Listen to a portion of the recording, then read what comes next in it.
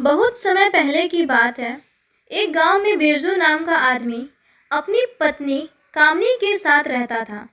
उनकी एक 5 साल की बेटी इंदु भी थी। बिरजू एक मछुआरा था। वो रोज नदी पर नाव लेकर जाता और वहां पर जाकर वो मछलियां पकड़ता और फिर उन मछलियों को वो बाजार में बेचने के लिए चला जाता।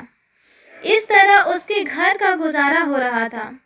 एक दिन बिरजू ने अपनी पत्नी से कहा, आज मेरी तबीयत थोड़ी खराब है, इसीलिए मैंने सोचा है कि आज मैं मछलियां पकड़ने नदी पर ना जाऊं और घर पर आराम करूं।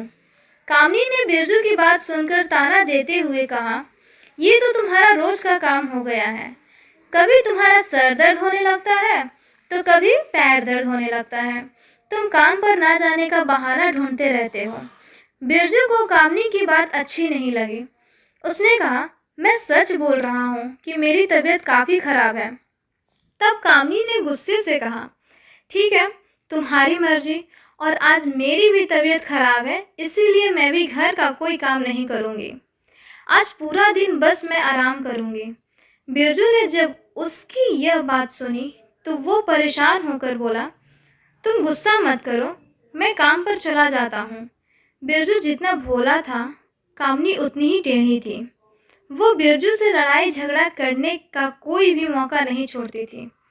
उधर बिरजू बेचारा खराब तबीयत के बावजूद नदी के किनारे जाल डालकर मछली पकड़ने के लिए बैठा था और खुद से ही बातें कर रहा था और कह रहा था, न जाने कामनी को कब समझ आएगी। वो कभी मेरी परेशानी को नहीं समझती। उसे तो हरदम केवल पैसा ही चाहिए। जिस दिन मैं मर जाऊंगा उस दिन उसको पता चलेगा। तभी एकदम से जाल भारी हो गया। बिरजू ने जब यह देखा तो वो जाल को खींचने लगा ताकि पकड़ी हुई मछली को ले जाकर बाजार में बेच सके। बिरजू ने जल्दी से जाल को बाहर खींचा। जाल में छोटी छोटी बहुत सारी मछलियां आ गई थी।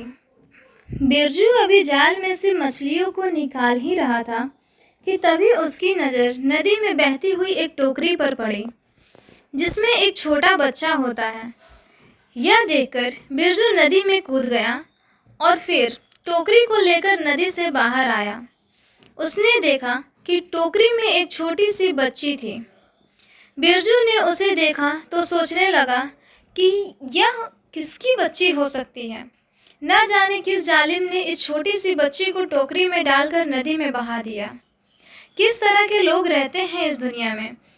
फिर उसने सोचा कि क्यों ना इस बच्ची को घर ले जाऊं। अगर मैंने इसको यहीं पर छोड़ दिया तो यह मर जाएगी। यह सोचकर बिरजू ने अपने जाल को इकट्ठा किया और बच्ची के साथ में लेकर घर की ओर निकल गया। घर पहुंचकर बिरजू ने कामनी को आवाज़ दी और कहा, देखो कामनी, मैं किसे लाया हूँ। कामनी बिरजू की बात सुनकर गुस्से से बाहर आई और बोली, इतना शोर क्यों मचा रहे हो, और आज तुमने घर आने में इतनी देर कैसे कर दी। तुम इस समय बाजार कैसे जाओगे। बिरजू ने उसकी बात सुनकर कहा, तुम तो पैसों की पीर हो, तुम्हें तो हर समय पैसों की ही पड़ी रहती है। फिर उसने बच्ची को आगे किया और कामनी से कहा, देखो, आज किसी ने इस बच्ची को टोकरी में डालकर नदी में बहा दिया था। कामनी ने उसकी बात सुनकर गुस्से से कहा, जिसकी बच्ची है, अगर उसने ही इसे नदी में बहा दिया तो तुम इसे क्यों लेकर आए हो। बिरजू ने उसकी बात सुनकर कहा, तुम किस तरह की बातें कर रही हो। अगर मैं इसे घर नहीं लाता तो क्या नदी में मछलियों का चारा बनने के लिए छोड़ाता। कामनी को उसकी बात सुन के गुस्सा आ गया।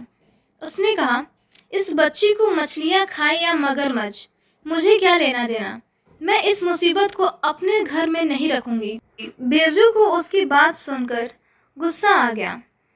वो गुस्से में बोला, बहुत हो चुका तुम्हारा, मैंने आज तक तुम्हें कुछ नहीं कहा है। अब तुम मेरी एक बात कान खोलकर सुन लो। यह बच्ची इस घर में ही रहेगी। हम अपनी बच्ची के साथ इस बच्ची को भी पालेंगे। आज के बाद इसके बारे में मुझे कोई बात नहीं करनी। कामनी बिरजू को गुस्से में देखकर घबरा गई। उसने पहली बार उसे इतने गुस्से में देखा था, इसीलिए वो चुप हो गई और बच्ची को रखने के लिए मान गई। बिरजू ने बड़े प्यार से उस बच्ची का नाम रूपाली रखा। धीरे धीरे समय के साथ इंदु और रूपाली बड़ी हो गई। एक दिन रूपाली ने बिरजू से कहा, पिताजी, क्या मैं आज आपके साथ मछलियां पकड़ने के लिए नदी पर चल सकती हूँ? बिरजू रूपाली की बात सुनकर हंसने लगा और बोला, बेटी, क्या तुम भी मछलियां पकड़ना सीखना चाहती हो? रूपाली ने बिरजू की बात सुनकर कहा, हाँ पिताजी, मैं भी आपकी तरह मछुआरा बनना चाहती हूँ। बिरजू ने उसकी बात सुनकर कहा, बेटी, तुम अभी छोटी हो, इसीलिए तुम अभी अपनी बहन इंदु के साथ खेलो। जब तुम बड़ी हो जाओगे तब मेरे साथ चलना। कामनी ने जब रूपाली की बात सुनी तो बिरजू से कहा, जब यह तुम्हारे साथ जाना चाहती है तो तुम लेकर क्यों नहीं जाते? अच्छा ही है, यह तुम्हारे काम सीख लेगी तो तुम्हारा भी कुछ बोझ हल्का हो जाएगा। बिरजू ने कामनी की बात सुनकर कहा, मुझे अपनी दोनों बेटियों को जो कुछ भी सिखाना होगा मैं खुद सिखा दूंगा। तुम्हें मुझे कुछ समझाने की ज़रूरत नहीं है। कामनी ने जब बिरजू को गुस्से में देखा तो बोली, मैं तो सिर्फ आपको इसीलिए कह रही थी कि अगर उसका मन है तो साथ ले जाओ, लेकिन आगे जैसी तुम्हारी मर्जी। कामनी रूपाली को बिल्कुल भी पसंद नहीं करती थी, लेकिन बिरजू के कारण वो कुछ कर नहीं सकती थी। कामनी की बेटी इंदु का स्वभाव भी उसकी तरह था, जबकि रूपाली का स्वभाव बिल्कुल बिरजू की तरह था। वो बहुत नेक और भली लड़की थी और हमेशा लोगों की मदद करती थी। एक दिन बिरजू मछलियां पकड़ने गया था कि नदी में एकदम बाढ़ आ गई और बिरजू नदी में बह गया। कुछ दिनों के बाद उसकी लाश मिली। रूपाली और इंदु भी अपने पिता की मौत से बहुत दुखी थी। कामनी ने इंदु को रोते हुए देखकर तो कहा, बेटा, तू रो मत, यह तो विधि का विधान है, इसे कोई बदल नहीं सकता। तुम्हारे पिता की उम्र इतनी ही लिखी थी, इसीलिए अब तुम्हें हिम्मत रखनी होगी। इंदु ने अपनी माँ की बात सुनकर कहा, माँ, तुम ठीक कह रही हो, लेकिन अब हमारा क्या होगा? हमारे घर का गुजारा कैसे होगा? हमारे घर में तो केवल पिताजी ही काम करने वाले थे। कामनी ने इंदु की बात सुनकर कहा, तुम चिंता क्यों करती हो? यह रूपाली है ना, इसने तुम्हारे पिता से मछलियाँ पकड़ना सीखा था। अब से यही जाएगी मछलियाँ पकड़ने के लिए। रूपाली ने रोते हुए कहा, हाँ माँ, आप ठीक कह रही हो। आज से पिताजी का काम मैं ही संभालूंगी। आप बिल्कुल चिंता मत कीजिए। कामनी ने उसकी बात सुनकर कहा, तुम्हें ज़्यादा प्यार जताने की ज़रूरत नहीं है। तुम काम नहीं करेगी तो और कौन करेगा? उस दिन से रूपाली की जिंदगी बदल गई। कामनी रूपाली से सारे घर का काम करवाती और फिर उसके बाद मछली पकड़ने और पीने का पानी लेने के लिए रूपाली को ही नदी पर भेजती। इतनी मेहनत के बावजूद कामनी रूपाली को खाना बिल्कुल थोड़ा सा देती। रूपाली यह देखकर बहुत दुखी होती। एक दिन वो पानी भरने के लिए नदी पर गई। वहाँ वह नदी के किनारे बैठकर रोने लगी और बिरजू को याद करके कहने लगी, पिताजी, आप मुझे छोड़कर क्यों चले गए? मुझे आपकी बहुत याद आ रही है। इस दुनिया में आपके सिवा मुझे कोई प्यार नहीं करता। माँ तो मुझे ठीक से खाना भी नहीं देती और सारा दिन डांटती रहती है। मैं क्या करूँ पिताजी? मेरा नसीब ही खराब है। अब आप ही नहीं रहे तो माँ मेरे ऊपर और जुल्म करती हैं। यह कहकर रूपाली जोर जोर से रोने लगी।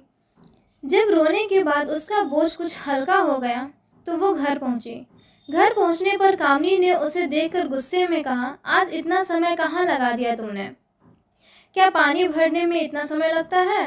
रूपाली ने उसकी बात सुनकर कहा, माँ, पानी भरने के बाद मटके भारी हो जाते हैं, इसीलिए मुझे धीरे धीरे चलना पड़ता है कि कहीं मटके गिर न जाएं। कामनी को उसकी बात सुनकर गुस्सा आ गया। वो बोली, ज़्यादा बहाने मत बनाओ। कोई काम तो ढंग से करती नहीं और खाना भी ढेर सारे खाती हो। कामनी की बात सुनकर रूपाली ने कहा, माँ, खाना तो आप मुझे आधा पेट ही देती हो। कामनी को रूपाली की बात सुनकर गुस्सा आ गया। उसने 2 थप्पड़ रूपाली को लगा दिया और साथ में यह भी कहा कि मुझसे जुबान लड़ाती है। इंदु ने जब रूपाली को मार खाते हुए देखा तो वो बहुत खुश हुई। रूपाली रोती हुई अपने कमरे में चली गई। इस तरह रूपाली रोज पानी लेने नदी पर जाती और वहां बैठकर रोते हुए अपने पिता को याद करती। एक दिन रूपाली नदी किनारे बैठ रो रही थी कि तभी वहां पर एक महात्मा आए। महात्मा ने रूपाली से कहा, बेटा, क्या तुम मुझे थोड़ा पानी पिला सकती हो? रूपाली ने महात्मा को देखा तो कहा, हाँ बाबा, क्यों नहीं, आप बैठिए, मैं आपको पानी पिलाती हूँ। उसके बाद रूपाली महात्मा को पानी पिलाने लगी। महात्मा ने पानी पीकर रूपाली से कहा, बेटा, तुम बहुत ही नेक दिल की लड़की हो। तुमने मुझे पानी पिलाया, इसके बदले में मैं तुम्हें कुछ देना चाहता हूँ। रूपाली ने महात्मा की बात सुनकर कहा, बाबा, मुझे कुछ नहीं चाहिए। जब मुझे ईश्वर ने कुछ नहीं दिया तो मैं आपसे क्या लूँ? मेरा तो नसीब ही खराब है। महात्मा ने उसकी बात सुनकर कहा, बेटी, ऐसा नहीं कहते। ईश्वर कभी गलत नहीं करते। जो तुम्हारे नसीब में है वो तुम्हें मिल कर रहेगा। तुम ईश्वर पे भरोसा रखो। फिर महात्मा ने उससे कहा, बेटी, मैं तुम्हें कई दिनों से देख रहा हूँ कि तुम यहाँ बैठकर रोती रहती हो। आज मैं तुम्हें वरदान देता हूँ कि जब भी तुम रोगी तो तुम्हारी आंखों से आंसू की जगह सोने के सिक्के गिरेंगे। रूपाली ने महात्मा की बात सुनकर कहा, बाबा, मैं सोने के सिक्के का क्या करूँगी? महात्मा उसकी बात सुनकर बड़े हैरान हुए और बोले, तो बेटा, फिर तुम्हें क्या चाहती हो? रूपाली ने कहा, बाबा, मुझे कुछ नहीं चाहिए। फिर महात्मा ने कुछ सोच कर कहा, बेटी, फिर मैं तुम्हें एक वरदान देता हूँ कि तुम्हारी आवाज़ कोयल जैसी सुरीली हो जाए। तुम जब भी कोई गाना गाओगी, लोग तुम्हारा गाना सुनकर अपने दुखों को भूल जाएंगे। यह कहकर महात्मा वहाँ से चले गए। रूपाली पूरे रास्ते गाना गाते हुए अपने घर वापस आई। उसको गाना गाना बहुत पसंद था और अब तो महात्मा के वरदान के कारण उसकी आवाज़ इतनी सुरीली हो गई थी कि वह खुद की ही आवाज़ सुनकर खुश हो रही थी। जब वह घर पहुंची तो कामिनी पहले ही गुस्से से दरवाजा पर खड़ी हुई थी। रूपाली को देखकर कामिनी ने कहा, आ गई महारानी। कामिनी को देखकर रूपाली ने कहा, माँ, आज मुझे नदी पर एक महात्मा मिले थे। कामिनी ने उसकी बात सुनकर कहा, मैं तुम्हें कुछ और कह रही हूँ और तुम यह बकवास कर रही हो। अब फालतू की बकवास बंद कर और घर का काम कर। रूपाली जाकर घर के बर्तन साफ करने लगी। तभी उसके हाथ से कांच का एक बर्तन गिरकर टूट गया। कामिनी ने जब यह देखा तो उसे बहुत गुस्सा आया। उसने रूपाली को 2 थप्पड़ लगाए। रूपाली दर्द के मारे रोने लगी। तभी उसकी आंखों से आंसू की जगह सोने के सिक्के गिरने लगे। जब कामिनी ने यह देखा तो बहुत हैरान हुई और बोली, उसकी आंखों से सोने के सिक्के कैसे गिर रहे हैं? जब इंदु ने भी यह देखा तो वह भी बहुत हैरान हुई। फिर कामिनी ने रूपाली से पूछा, बता, यह सब क्या हो रहा है? रूपाली एकदम चुप हो गई और कामिनी से बोली, माँ, मैंने आपसे कहा था ना कि आज मुझे नदी पर एक महात्मा मिले थे और उन्होंने मुझे वरदान दिया कि अब से जब भी मैं रोऊंगी तो मेरी आंखों से आंसू की जगह सोने के सिक्के गिरेंगे। कामिनी ने यह बात सुनी तो उसे लालच आ गया। उसने इंदु से कहा, आज से नदी पर पानी भरने रूपाली की जगह तुम जाओगी। जब महात्मा तुम्हें मिले तो तुम भी उन्हें पानी पिलाकर यह वरदान ले लेना। इंदु ने अपनी माँ की बात सुनकर कहा, हाँ माँ, मैं जरूर जाऊंगी, लेकिन मटका तो बहुत भारी होता है, मैं उसे कैसे उठाकर लाऊंगी? कामिनी ने इंदु की बात सुनकर कहा, तुम्हें बड़ा मटका ले जाने की कोई ज़रूरत नहीं है। तुम एक छोटा सा मटका ले जाना और महात्मा को उससे से पानी पिला देना। इंदु छोटी सी मटकी लेकर पानी लेने जाती है और नदी से पानी भर कर रख लेती है और महात्मा का इंतजार करने लगती है। तभी वहाँ पर एक बुढ़ी औरत आती है और इंदु से कहती है कि बेटी, मुझे थोड़ा पानी पिला दो। इंदु ने बूढ़ी औरत को देखकर कहा, कहीं और जाकर पानी पियो, यह पानी मैंने महात्मा जी के लिए रखा है, मैं उन्हीं का इंतजार कर रही हूँ। बूढ़ी औरत ने इंदु की बात सुनकर कहा, बेटा, तुम कितनी बेरुखी से बात कर रही हो? क्या तुम्हारे घर वाले ने तुम्हें कोई संस्कार नहीं सिखाए? इंदु ने उसकी बात सुनकर गुस्से से कहा, तुम मेरा दिमाग मत खाओ और यहाँ से दफा हो जाओ। मैं पहले ही इतनी दूर से चलकर आई हूँ और थक भी गई हूँ और ऊपर से तुम मुझे परेशान कर रही हो। बूढ़ी औरत ने उसकी बात सुनकर कहा, तुम सच में बहुत ही बदतमीज लड़की हो। मैं तुम्हें बद्दुआ देती हूँ कि आज के बाद जब भी तुम अपना मुंह खोलोगी तुम्हारे मुंह से कौवे की आवाज़ निकलेगी। यह बोलकर बुढ़िया वहाँ से गायब हो गई। इंदु ने जब यह सुना तो वो रोते रोते घर की तरफ चल पड़ी।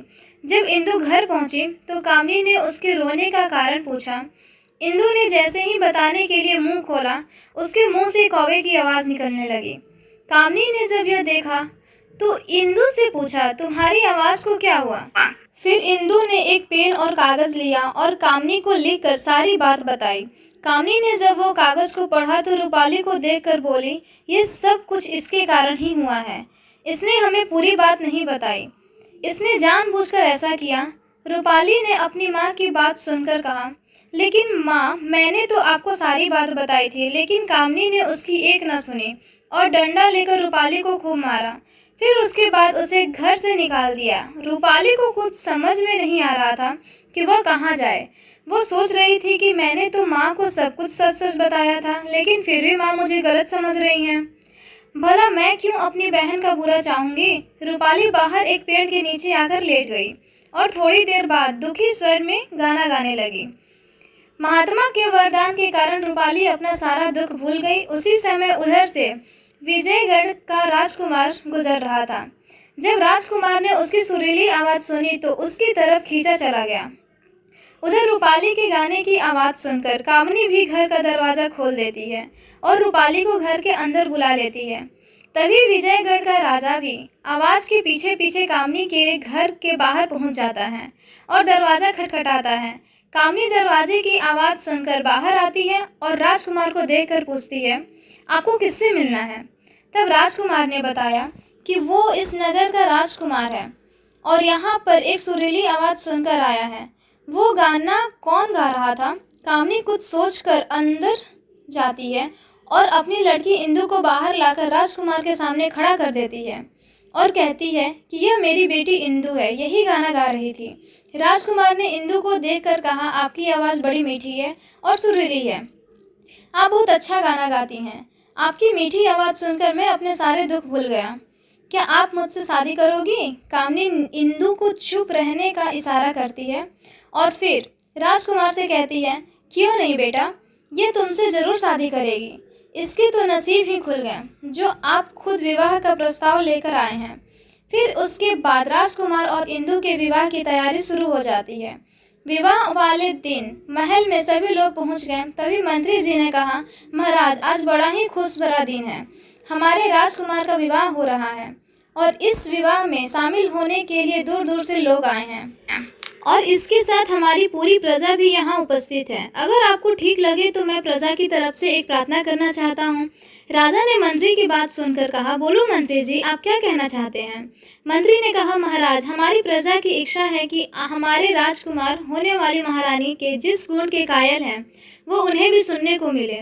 महाराज को मंत्री की बात उचित लगी। उन्होंने कहा, क्यों नहीं मंत्री जी, अगर सभी लोग एक बार इंदु की सुरीली आवाज़ सुन लेंगे तो अपने सभी दुख दर्द भूल जाएंगे। यह सारी बातें सुनकर कामनी और इंदु बहुत परेशान हो गई, क्योंकि इतने दिनों से जब भी राजकुमार इंदु से गाना गाने के लिए कहता तो इंदु सिर्फ अपना मुंह चलाती और कामनी रूपाली से गाना गवाती। इंदु घूम घूम कर गाना गाती, जिससे राजकुमार को कभी उसके ऊपर शक नहीं हुआ। पर आज उसकी पोल खुलने वाली थी। कामनी ने महाराज से कहा, महाराज, इतने बड़े राज्य की होने वाली महारानी अपनी प्रजा के सामने गाना गाए, क्या यह बात उचित लगती है। महाराज ने उसकी बात सुनकर कहा, हाँ, यह बात बिल्कुल उचित है। हम अपनी प्रजा को अपने परिवार की तरह समझते हैं और अगर हमारी होने वाली पुत्र वधू हमारे परिवार के सामने अपने गुण को प्रस्तुत करेगी तो इसमें कोई बुराई नहीं है। फिर महाराज ने इंदु को गाने के लिए कहा, लेकिन इंदु बिल्कुल चुप रही। जब वह काफी देर तक कुछ नहीं बोली तो मंत्री ने कहा, महाराज, मैं आपसे कुछ कहना चाहता हूँ। महाराज ने उससे पूछा कि आप क्या कहना चाहते हैं। तब मंत्री बोला, महाराज, ये लड़की और इसकी माँ बिल्कुल झूठे हैं। यह कभी किसी के सामने गाना गा ही नहीं सकती। महाराज ने जब उसकी बात सुनी तो गुस्से से बोले, मंत्री जी, आप जानते हो कि आप क्या कह रहे हो। तब मंत्री ने कहा, महाराज, जब राजकुमार ने मुझे इस लड़की के बारे में बताया तो मेरे मन में भी इस बात को परखने की इच्छा हुई कि क्या किसी की आवाज़ में सच में इतना जादू हो सकता है कि उसकी आवाज़ सुनने मात्र से हमारे सभी दुख दर्द दूर हो जाएं। बस मैं अपनी यही जिज्ञासा शांत करने के लिए इस लड़की के घर गया, लेकिन वहां पहुंचकर जो मैंने देखा वो देखकर तो मेरे होश ही उड़ गए। महाराज ने मंत्री की बात सुनकर पूछा, आपने वहां क्या देखा मंत्री जी। तब मंत्री ने कहा, महाराज, मैंने देखा कि यह लड़की तो कौवे की तरह बोल रही है। इसकी आवाज़ बिल्कुल कौवे जैसी है। राजकुमार ने मंत्री की बात सुनकर कहा, मंत्री जी, आप कैसी बातें कर रहे हैं। मैंने खुद इंदु की आवाज़ सुनी है और एक बार नहीं कई बार सुनी है। यह बहुत सुरीला गाती है। तब मंत्री ने कहा, महाराज मुझे माफ़ करिए, लेकिन आपने जो आवाज़ सुनी है वो इसकी नहीं बल्कि इसकी बहन रूपाली की है। मैं बिल्कुल सच बोल रहा हूँ। इंदु तो कौवे की आवाज़ में बोलती है। यह बात सुनकर महाराज को गुस्सा आ गया। उन्होंने इंदु को बोलने के लिए कहा। इंदु महाराज के डर से अपना मुंह खोलती है और जैसे ही वो बोलती है तो उसके मुंह से कौवे की आवाज़ आने लगती है। इंदु की आवाज़ सुनकर सभी लोग अपने कानों पर हाथ रख लेते हैं। यह देखकर महाराज ने सैनिकों को आदेश दिया कि इस लड़की और इसकी माँ को अभी गिरफ्तार कर लो और इन्हें कारागार में डाल दो। इसने न सिर्फ हमारे राजकुमार को धोखा दिया है बल्कि हम सबको भी धोखा देने की कोशिश की है। तभी एकदम से सामने रूपाली आ गई और महाराज से हाथ जोड़कर बोली, महाराज भगवान के लिए मेरी बहन और माँ को माफ़ कर दीजिए और उन्हें कारागार में मत डलवाइए। यह सब मेरी गलती है। महाराज ने रूपाली की बात सुनकर कहा, क्यों, इसमें तुम्हारी क्या गलती है? तब रूपाली ने कहा, महाराज अगर मैं गाना ना गाती तो राजकुमार को यह धोखा कभी नहीं होता। इसीलिए अगर आप सज़ा देना चाहते हैं तो मुझे दें, पर मेरी बहन और माँ को छोड़ दीजिए। महाराज ने रूपाली से कहा, तुम इस राज्यसभा में अभी गाना गाओ, क्या पता तुम भी झूठ बोल रही हो। महाराज ने आदेश पर रूपाली गाना गाने लगी। थोड़ी ही देर में महाराज, राजकुमार और साथ साथ वहां उपस्थित सारे लोग अपना गुस्सा और सारा दुख दर्द भूल जाते हैं। तब महाराज ने राजकुमार से कहा, राजकुमार तुमने जो कुछ भी कहा था वो बिल्कुल सच कहा था। इस लड़की की आवाज़ तो सचमुच बहुत सुरीली है और मीठी है और इसकी सुरीली आवाज़ सुनकर तो हम सब भूल गए। तब रूपाली ने महाराज से कहा, महाराज अब तो आप मेरी बहन और माँ को छोड़ दोगे?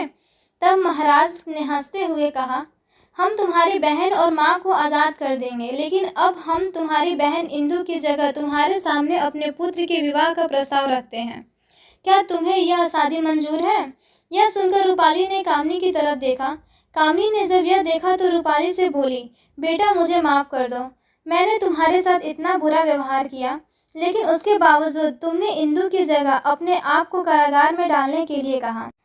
तुम्हारे पिताजी बिल्कुल ठीक कहते थे, तुम्हारा दिल सचमुच हीरे जैसा है। फिर कामनी ने महाराज से कहा, महाराज मैं अपनी छोटी बेटी का विवाह राजकुमार के साथ करने के लिए आपसे अनुरोध करती हूँ। मुझे मेरी गलती के लिए माफ़ कर दीजिए। इंदु और रूपाली को यह सब करने के लिए मैंने ही कहा था।